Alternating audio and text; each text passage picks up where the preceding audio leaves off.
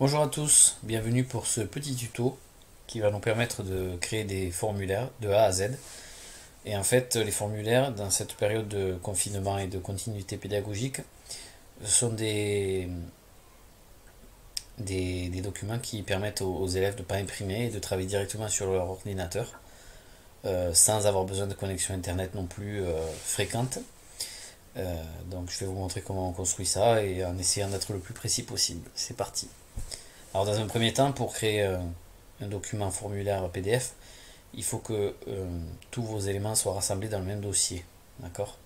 Donc moi j'ai créé un dossier ici avec tout ce que je veux mettre dans mes documents. Donc on y va. Je vais vous montrer plusieurs outils qui peuvent être intéressants, tout en restant simple. Donc on va créer notre document. Alors je travaille essentiellement avec OpenOffice, gratuit. Et l'avantage c'est que les élèves peuvent l'avoir aussi puisque c'est gratuit. Et au moins ils seront tranquilles. Alors en tout cas vous pour la création vous aurez besoin d'OpenOffice. Vos élèves pas forcément puisque ils auront besoin juste d'un lecteur de PDF. Sachant qu'aujourd'hui Google Chrome, Microsoft Edge et tous les autres navigateurs ainsi que les ordinateurs modernes sont équipés de moyens pour lire les documents PDF. On y va.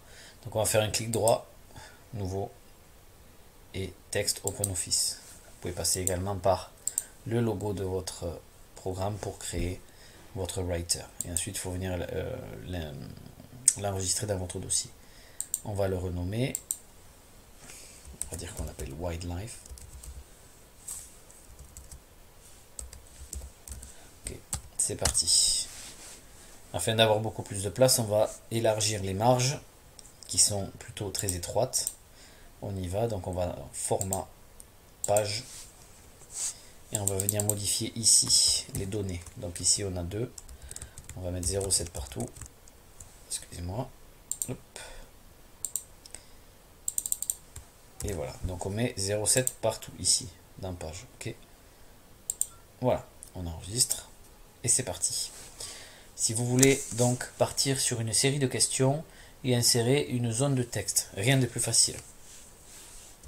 Donc on rédige notre question. Donc je vais me mettre déjà en Arial, ça sera plus propre. Voilà. Donc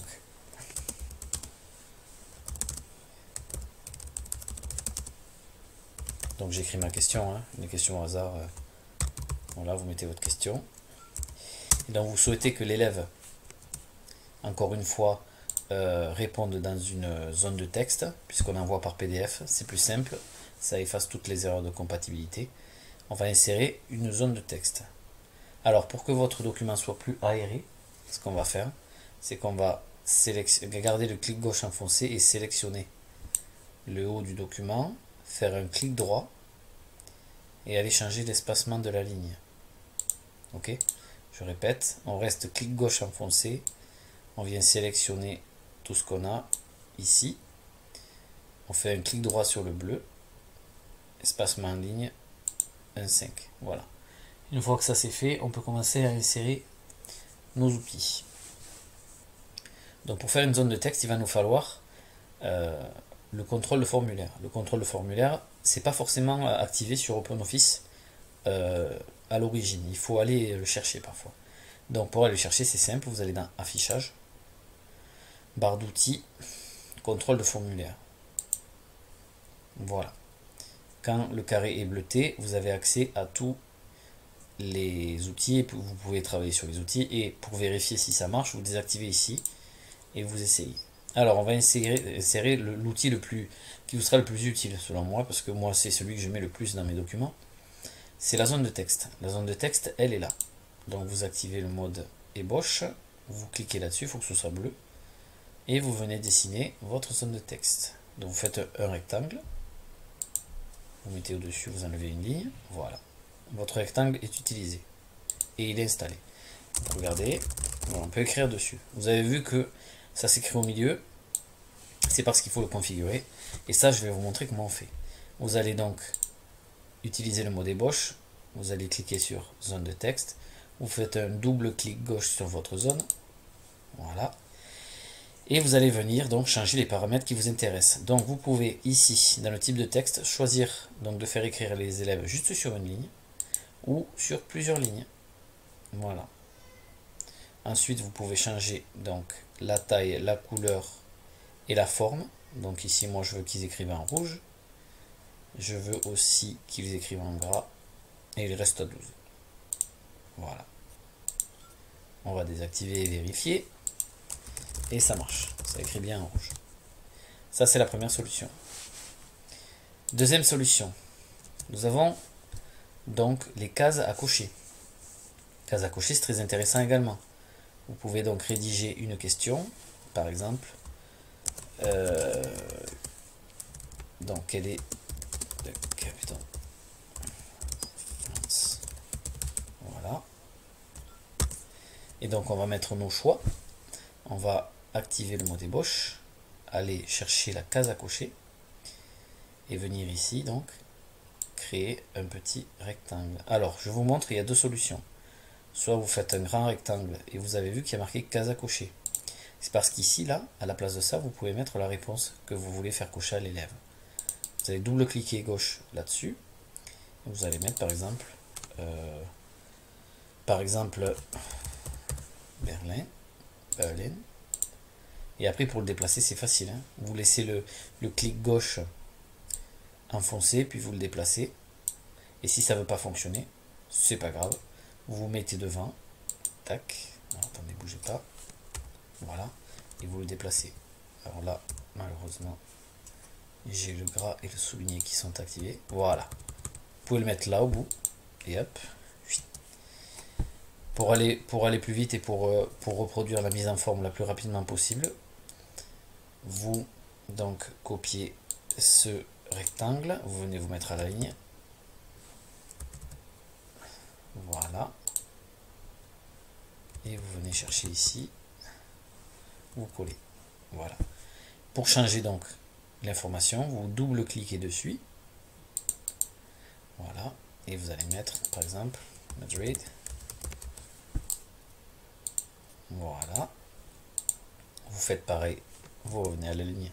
Vous faites des retraits de ligne. Vous venez coller. Paris. Voilà. Ça, c'est un exemple. Ok. Maintenant, donc vous voyez, vous pouvez cocher. Et donc les élèves cochent la bonne réponse ou les bonnes réponses. Ça dépend. Normalement, quand vous le générez en PDF, lorsque votre élève va venir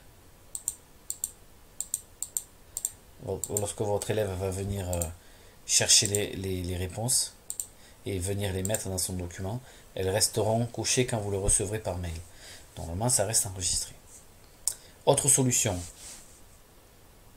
Vous voulez mettre vous-même la solution. Alors, par exemple, vous avez ici, par exemple, vous devez juste mettre le carré parce que vous avez une image sur laquelle vous devez travailler. Alors, pour travailler sur une image et la transformer en formulaire, ça aussi c'est possible.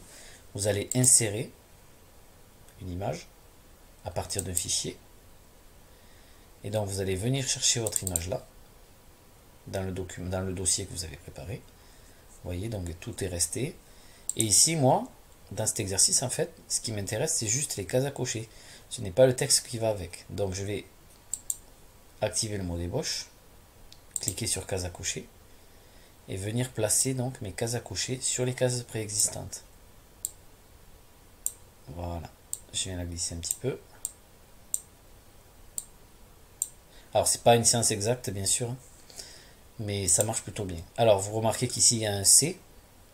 Donc, en fait, c'est le début du texte qui apparaîtra si vous choisissez de le mettre. Moi, ça ne m'intéresse pas, donc je vais double-cliquer dessus. Et je vais venir effacer l'étiquette.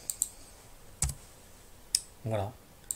L'étiquette disparaît et il ne me reste que la case. Alors, je vais bien entendu essayer de la régler. Voilà, là, c'est mieux, regardez. C'est mieux. Je vais en insérer quelques-unes pour que vous voyez en fait au final ce que ça donne. Je vais en mettre 3-4. Je vais pas faire le document entier parce que ça prendrait trop de temps. Donc j'efface l'étiquette. Voilà.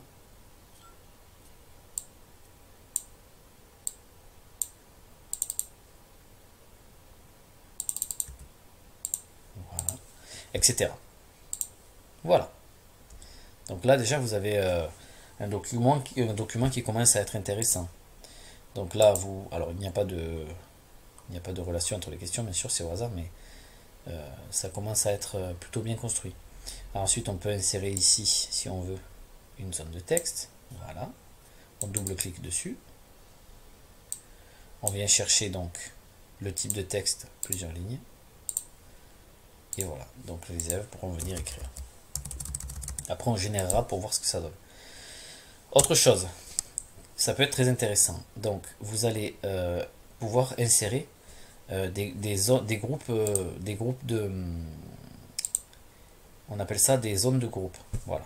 Donc ça c'est une zone de groupe. Alors je vous montre. Si vous voulez donc poser une question à vos élèves, et vous allez faire une zone de groupe, voilà, vous la dessinez. Donc ça c'est les réponses que l'élève va pouvoir coucher. Par exemple, donc on va mettre France. On clique là-dessus. Espagne. Portugal. Maroc, par exemple. Italie.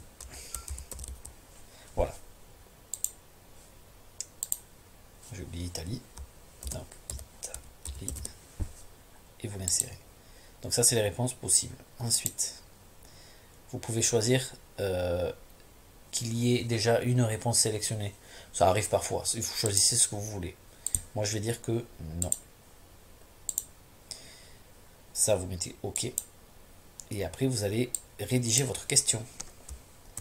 Quel est le pays le plus au sud, par exemple? Terminé. Et voilà, vous avez votre donc zone de groupe qui est prête. Voilà. Vous voyez, on peut la déplacer. On peut essayer peut-être de la mettre dans un, par exemple, dans un tableau si on le souhaite, etc., etc. Donc ça peut être intéressant. On peut le mettre là, on va le laisser là pour l'instant. Voilà. Est-ce qu'il y a autre chose que je voulais vous montrer? Le dernier truc. Donc disons que après avoir fait ça, ça correspond un petit peu à ça. Hein. Donc après avoir fait ça, si vous voulez donc faire une question avec... il y a deux autres trucs que je vais vous montrer. Donc là par exemple, imaginons que vous avez une question que vous voulez poser à vos élèves. Par exemple...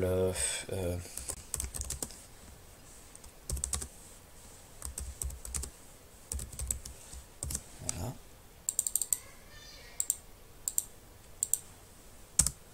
Donc vous allez insérer ça. Vous insérez encore votre bouton radio. Hop. Vous double-cliquez dessus. Et vous allez mettre par exemple AN. Voilà. Donc là vous pouvez le mettre un peu petit. Vous mettez juste après. Vous me faites donc. Vous pouvez la copier. Clic droit, copier. Et hop. Voilà. Et vous faites double clic gauche et vous pouvez venir modifier l'information à l'intérieur.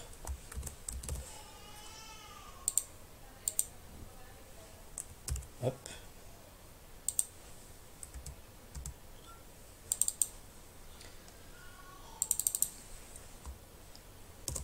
Voilà. Et votre élève viendra donc sélectionner la bonne réponse. Voilà. Donc après on peut plus toucher. Il n'y a plus qu'à. On peut pas en choisir deux, on peut en choisir qu'une. Vous voyez? Ça peut être bien. Dernière chose que je voulais vous montrer. Alors on va essayer de faire entrer ça sur une page. Je ne sais pas si on va y arriver. Oui, on va y arriver. Alors, on va mettre select the good country, par exemple.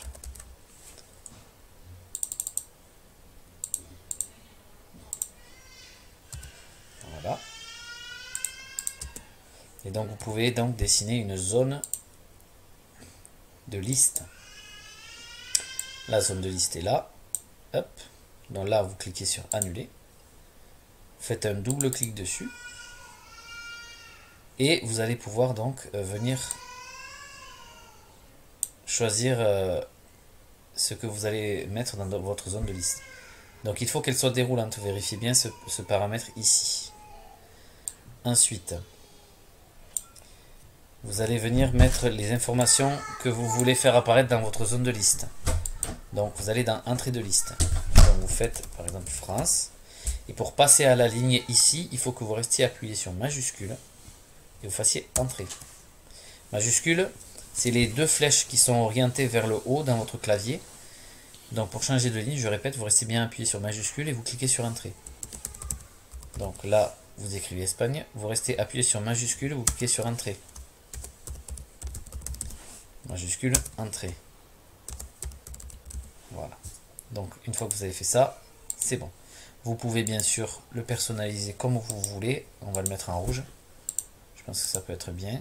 Vous mettez OK, OK. Et on va vérifier ce que ça donne. Évidemment, si la zone de liste est trop grande, vous pouvez la mettre, vous jouez avec sa taille ici, avec les côtés. Vous désactivez le mode ébauche et vous voyez donc que vous avez la réponse à choisir. Voilà. Je pense que c'est bon. On va le générer en PDF et on va regarder également ce que ça donne. Attendez, on va s'enlever. Bon, on va générer comme ça, on va voir. Alors on y va, on génère. Donc soit vous faites export direct au format PDF, ici. Si vous avez une version un peu plus ancienne, vous allez devoir faire fichier, exporter comme PDF ou alors exporter. Et vous allez venir donc l'exporter ici en PDF. Voilà. Et on y va.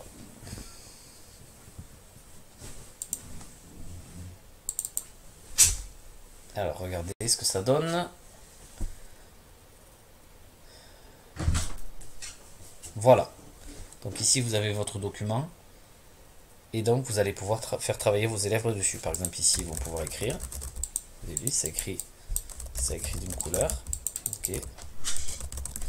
Après ils vont pouvoir cocher donc les réponses. Ici ils vont pouvoir cocher également. Et l'avantage de ça, c'est qu'une fois que ça a été enregistré sur leur ordinateur et qu'ils vous l'envoient par mail après, eh bien ça marche plutôt bien. Les réponses, moi personnellement, je les reçois avec les réponses cochées à l'intérieur, quoi. Eh bien merci à tous pour ce moment d'attention, en espérant vous avoir aidé. A bientôt pour de nouveaux tutos. Jetons un dernier coup d'œil.